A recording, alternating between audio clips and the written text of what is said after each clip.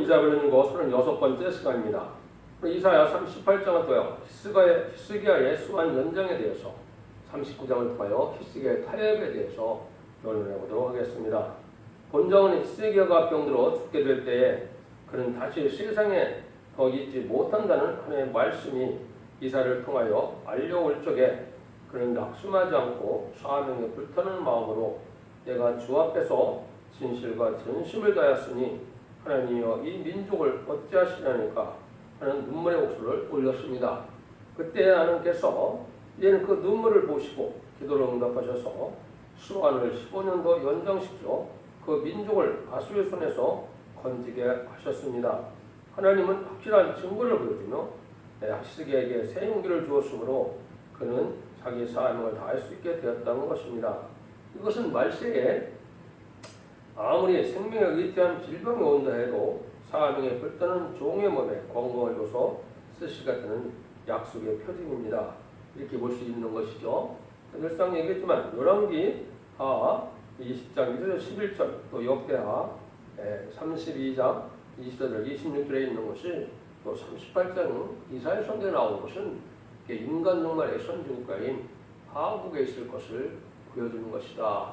이렇게 예언이 성취되는 과정이 있는 것이다. 이렇게 말씀을 드릴 수가 있는 겁니다. 그래서 8절입니다. 그 즈음에 히스기야가 병들어 죽게 되니 아모스의 아들 선지자 이사야가 나와 그에게 이르되 여호와께서 이같이 말씀하시를 너는 내 집에 유언하라 내가 죽고 살지 못하리라 하셨나이다.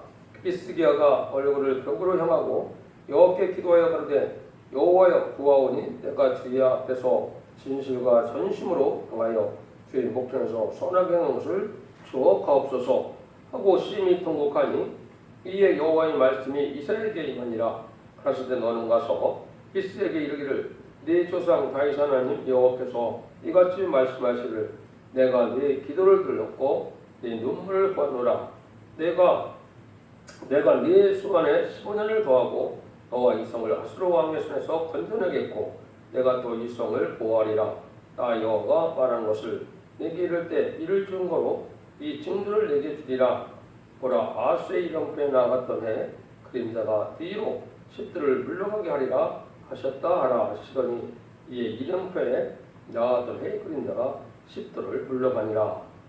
죽게 되어서 이제는 유언하라는 선지 이사의 말을 듣고 히스기야가 벽을 향하여 진실과 전심으로 행하심을 눈물로 기도했을 때 들으시고 수완을 연정하여 주고 이제는 구원을 주고 수완을 연정하여 주는 징표로 이령패 해 그림자가 뒤로 십들을 물러가라는 징조를 주셨습니다. 사명대를 생활하는 하나님의 성품이 잘 나타나 있죠. 참으로 놀라운 일이죠. 이런 일들이 실제 열왕기야 9장 20장 9절에서 11절에 보면 이 십들을 뒤로 물러가는 것이 아니라 앞으로 가는 것이 아니라 뒤로 가는 것을 원했죠. 여기 보면 십들을 물러갈 것이니까 히스기야 대합하고 나서되 그인자가 십들을 나아가기는 쉬우니 그리할 것이 아니라 십도가 물러갈 것이니이다. 이렇게 얘기를 했죠. 참 놀라운 일이죠. 한 사람의 약속을 지키기 위한 징표로 이렇게 우주를 움직이는 하나님의 놀라운 성품을 우리가 알 수가 있는데요. 이래서 하나님의 뜻을 확실히 이루어가는 것을 우리가 알 수가 있다. 9절에서 12절입니다. 유다 왕 히스기야가 병들었다가 그 병이 나을 때 기록된 글이 이러하니라. 얘가 말하기를 내가 중년에 음부의 문에 들어가고 연연을 빼앗기게 되리라 하였도다. 내가 또 말하기를 내가 다시는 여호와를 뵙지 못하리니 생존세계에서 다시는 여호와를 뵙지 못하겠고 내가 세상 범인 중에서 한 사람도 다시는 보지 못하리라 하였도다. 나의 거처는 목자의 장막을 거둔같이 나를 떠나 옮겼고 내가 내 생명을 알기를 직공이 배를 거둬 마름같이 하였도다. 주께서 나를 틀에서 끊으시리니 나의 명이 조속간에 마치리이다. 내가 아침까지 견디었사오니 주께서 사자같이 나의 모든 뿔을 꺾으시오니 나의 미움이 조속간에 마치리이다. 나는 제비같이 학같이 지저귀느며 비둘기같이 슬피 울며 나의 눈이 새하도록 방망하나이다. 여호와여 내가 압제를 받사오니 나의 중보가 되옵소서. 주께서 내게 말씀하시고 또 친히 이루셨사오니 내가 무슨 말씀을 하오리이까. 내 영혼의 고통을 인하여 내가 정신으로 가뿐히 행하리이다. 주여 사람이 사는 것이 이에 있고 내 심령의 생명도 온전히 거기 있사오니 원컨대 나를 치료하시며 나를 살려주옵소서. 보옵소서. 내게 큰 고통을 더하신 것은 내게 평안을 주려 하심이라. 주께서 나의 영혼을 사랑하사 멸망의 고통에서 건지셨고 나의 모든 죄는 주의 등 뒤에 던지셨나이다. 음부가 주께서 하지 못하며 사망의 주를 찬양하지 못하며 구덩이에 들어간 자의 주의 진실을 바라보지 못하되 오직 산 자고 산 자는 오늘날 내가 하는 것과 같이 주께 감사하며 주의 진실을 아비가 그 자녀에게 알게 하리이다. 여호와께서 나를 구원하시리니 우리가 정신대로 여호와의 전에서 수금으로 나의 노래를 노래하리로다. 이사야는 이르기를 한 뭉치 무화과를 취하여 종초에 붙이면 마음이 나으리라 하였었고 히스기야도 말하기를 내가 여호와의 전에 올라갈 징조가 무엇이뇨 하였더라. 하나님께서는 히스기야에게 울며 기도할 것은 자기가 하는 것이 아니고 민족으로의 기도였던 것이기 때문에 하나님은 그 기도를 들어주셨죠. 또 이렇게 멸공 사상이 강하고 애국의 사상이 강하고 공산당 세력을 때려 부수려고 하는 이러한 정신이 강건해지면 우리도 건강의 축복을 주신다는 하나님의 약속인 겁니다. 사명감에 불타서 이때 하나님의 사명이 무엇인가를 북방 공산당을 멸망시키고 세계통일의 필요한 걸 이루는 것이 하나님의 뜻인데 그 사명을 위하여 투철한 정신 사상이 발효되면 하나님의 건강의 축복도 이렇게 내려주신다는 걸 우리가 알 수가 있는 겁니다. 또 여기에 보면 충성한 일을 다하고자 하는 이런 말씀을 가지고 이제는 하나님의 영광을 이제 돌릴 수 있는 사람이 되는데요. 여기 여러분들이 이제 이령도가 10도로 물러가는 것은 지금 뭐를 뜻했습니까? 이거는 해가 뒤로 물러갔다 이 말이죠. 그러면 이 자신을 보면 10도면 360분의 이제 10도면은 36분의 1이죠. 그러면 1440분이 하루라고 생각하면 40분 정도가 이제 이때 시간이 이제 멈춘 것이 되겠죠. 그런데 여러분이 아시는 것처럼 여호수아 10장에 보면 여러분들이 이제 그 여호수아에게 이렇게 얘기했죠. 태양아 너는 기분 위에 머무르라. 달아 너는 얇은 골짜기에 그리할지어다. 이에 태양이 머물고 달이 그치기를 백성이 그의 대적에게 원수를 갚도록 하였느니라. 야훼의 책에 기록되기를 태양이 중천에 머물러서 거의 정월도록 속게 내려가지 아니하리다 하지 아니하였느냐 이렇게 얘기했죠. 아무리 족속을 쳐봤을 때 여호수아에게 이렇게 이제 해가 거의 종일도록 머무른다고 그랬죠. 이것이 이제 계산적으로 보면 아까 40분과 23시간 20분이라는 것을 알 수가 있습니다. 거의 종일도록. 이것이 이제 옛날에 그 미국 나사에서 인공수를 쓸 거예요. 계획을 추적하다가 없어진 하루를 이제 이상하게 여겼는데 이 성경적으로 여기서 정확히 하루가 역사적으로 없었던 일을 사실을 알게 된 것이 바로 이 성경에서 근거를 찾은 겁니다.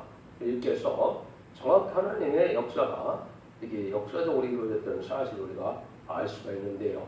하나님의 놀라운 사랑도 또 세밀한 사랑도 우리가 느낄 수 있는 것이죠. 39장에서는 이제 히스기야가 타협을 함으로 용공 협상을 하면 망한다는 사실을 이렇게 알려주는 겁니다.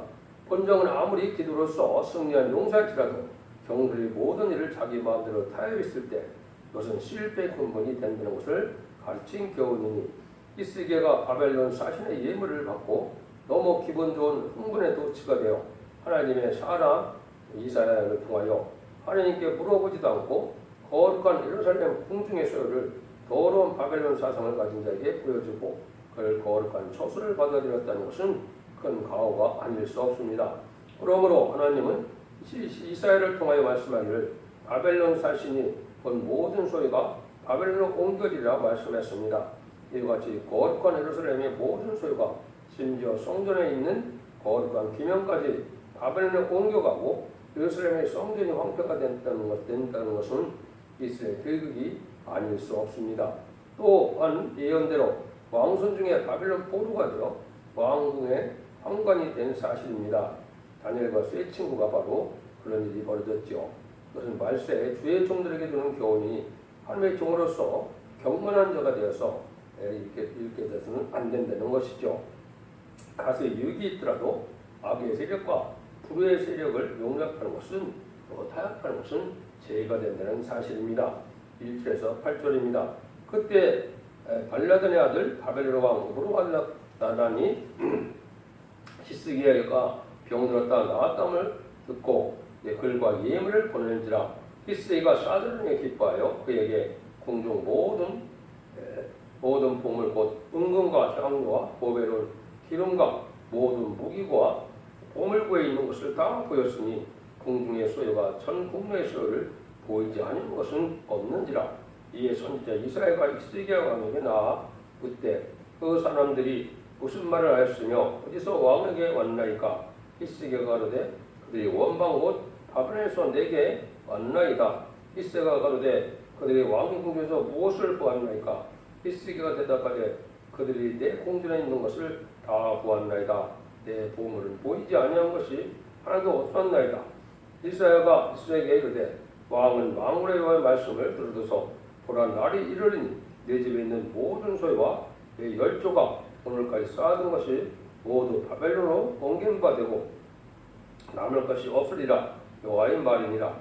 또 내게서 날 자손 중에 몇이 바로잡혀 바벨론 왕궁의 관관이 되리라 하셨나이다.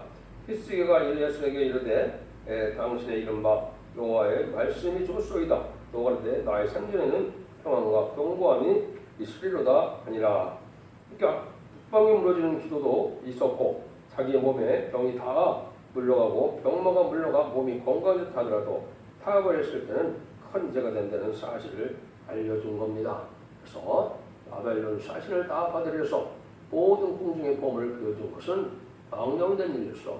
하나님께서 그것을 징계해서 바벨론 포로 잡혀가서 모든 것이 다 이제는 바벨론으로 옮긴가 되는 일이 실제 일어났죠. 이것을 본다면 여러분이 이제 한국에서도 어떻게 적용할 수 있느냐. 김대중 정권과 노무현 정권과 또 문재인 정권이 북방 공산당을 좋아해서 그 사람들에게는 모든 것이 내통하고 또 한국에 왔을 때 모든 걸 또 보여주는 일을 했죠.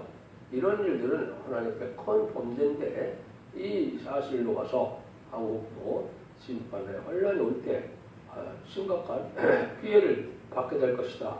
이렇게 볼 수가 있는 겁니다.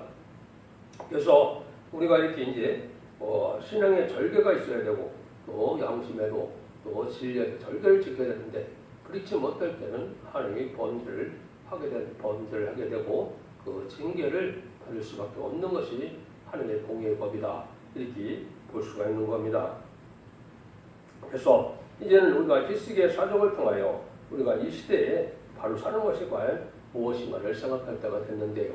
이것은 이 시대에 우리가 WCC나 WE를 용납하는 종교 세력이 얼마나 큰 범죄인 것을 아셔야 됩니다.